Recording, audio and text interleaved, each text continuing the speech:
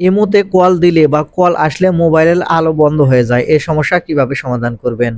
আসসালামু আলাইকুম বন্ধুরা। ইমোর আরেকটি গুরুত্বপূর্ণ সমস্যা হচ্ছে ইমোতে কল আসার সাথে, সাথে ইমোর লাইট বন্ধ হয়ে যাওয়া। আর আপনার ইমোতে কল আসার সাথে, সাথে ইমোর লাইট বন্ধ হয়ে গেলে সেক্ষেত্রে আপনি কিন্তু কল রিসিভও করতে পারবেন না। এটা অনেক বড় একটি সমস্যা। তাই এই ইমোতে কল আসলে লাইট বন্ধ হয়ে যায়। এই সমস্যা কিভাবে সমাধান করবেন এই ভিডিওটির মাধ্যমে আপনারা খুব সহজে জানতে পারবেন।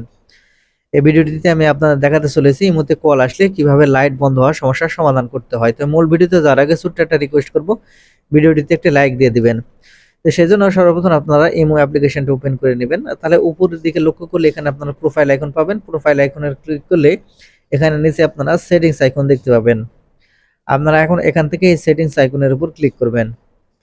সেটিংস আইকনের উপর ক্লিক করলে এখানে আপনারা পেয়ে যাবেন স্টোর অ্যান্ড ডাটা নামের একটি অপশন। আমি মার্ক করে দেখিয়ে দিচ্ছি। আপনারা এখান থেকে স্টোর অ্যান্ড ডাটা এই অপশনের উপর ক্লিক করবেন।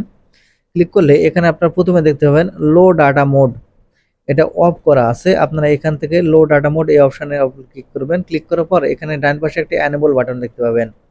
আপনারা এখন এখান থেকে এই লো ডাটা মোড এই এনেবল বাটনটি এখান থেকে এনেবল অন করে দেবেন। অন করা হয়ে গেলে এখান থেকে ব্যাক বাটনে ক্লিক করবেন। তাহলে এখানে আপনারা নিচের দিকে আসলে আপনারা দেখতে পাবেন ফটো আপলোড কোয়ালিটি নামের একটা অপশন।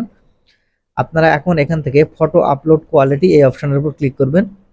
এই অপশনে ক্লিক করলে এখানে আপনারা দেখতে পাচ্ছেন ডাটা সেভার। আপনারা যে কাজটি করবেন, অটো যে প্রথমে 1 নম্বর আছে সেই অটোটি এখান থেকে আপনারা সিলেক্ট করে নেবেন।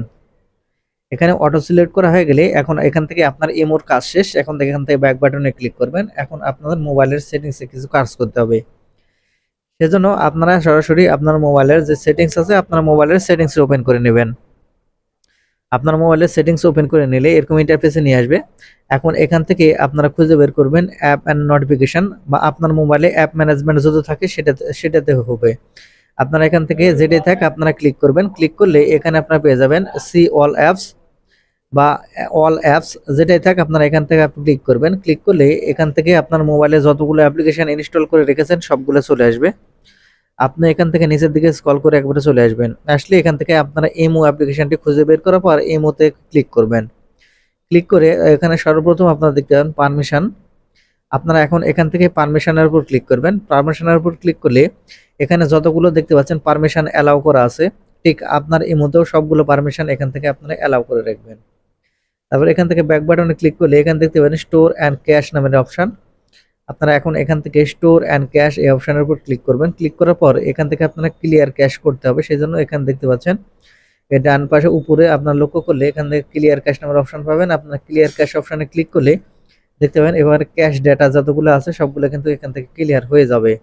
আর এখন যদি আপনারা ঠিক এরকম ভাবে সঠিকভাবে কাজ করতে পারেন তাহলে আপনার ইমোতে কল আসলে বা গেলে কোনো সময় আপনার ইমোর লাইট বন্ধ হবে না। তো বন্ধুরা, এই ছিল আজকের ভিডিওটি।